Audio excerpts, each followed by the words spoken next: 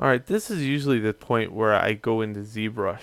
I'm not going to show ZBrush because of I want it in the texture rendering and lighting course, but I'm going to show you an alternative route to ZBrush that you can do here.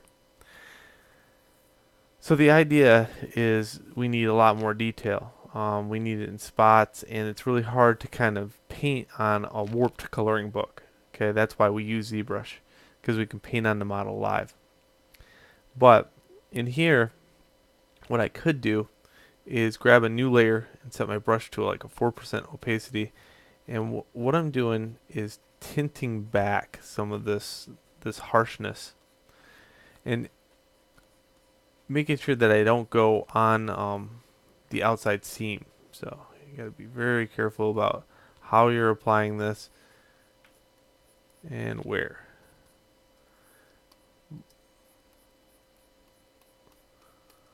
But this is a good way to transition your highlights into your model.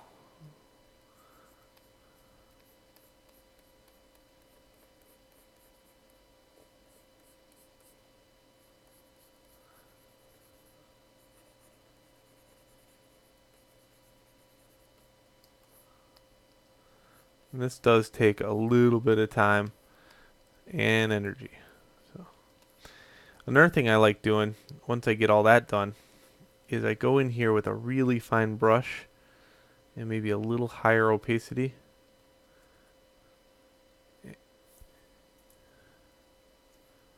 Real fine. And not linear dodge add because that's really hot. But I could use something like overlay. Yep. And then a lot less opacity. And see, this is just real light, but what I'm doing is scrubbing some detail in areas that are a little higher value. So like maybe this ring right here, this ring on the scope. This is a great way to bring out some detail. Also, I like kind of roughening out the outside edge of this a little bit with detail.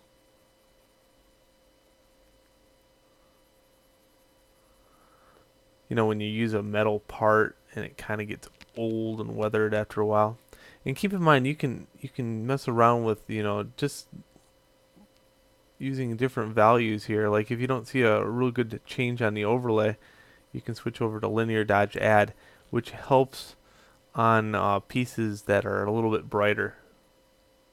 And you also have a huge, you have this opacity. We have a lot of things that we can kind of tweak out.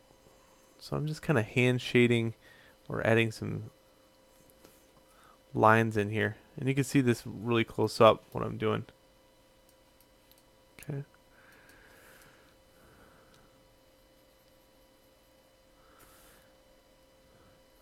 And as far as you zoom, you can get really in here and make some incredible amounts of detail. But don't forget, most of the detail that you put in is going to get canceled out half the time. So you got to really make it contrasty.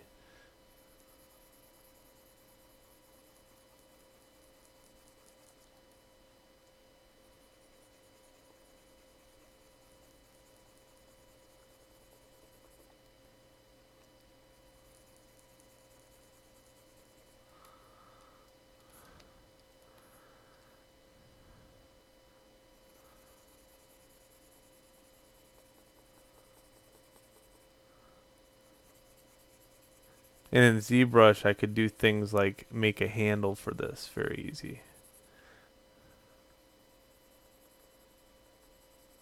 I would have a hard time with that in here because, um, I don't really know the placement of it.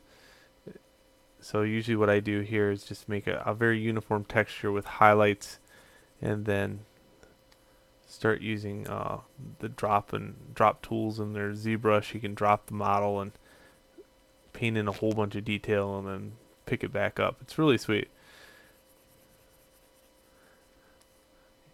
ZBrush 4.0 is about to hit the market, so I don't want to go into a new video series until that happens. It's 5 days away. Alright, so I'm going to meet me in the next video. This is what I'm doing. I'm just taking and scrubbing some detail in here, and I'm doing that on all the seams. And certainly you can add, a nick every once in a while, just to break up the monotony of it all. Okay? Alright, see you in the next video.